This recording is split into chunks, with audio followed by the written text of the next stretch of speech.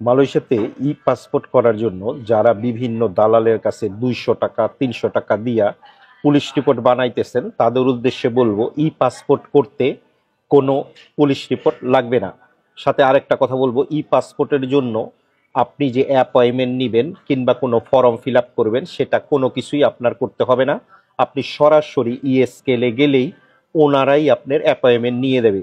সকাল 9টা থেকে 11টার মধ্যে আপনি ওখানে গেলে ওনারা আপনার অ্যাপয়েন্টমেন্ট নিয়ে দিবে। ওনারাই আপনার ফর্ম ফিল আপ করে দিব, যাবতীয় কাজ ওনারাই করে দিব। কোনো পুলিশ রিপোর্ট লাগবে না। পুলিশ রিপোর্টের জন্য কাউরে 4 আনা পয়সা দিবেন না।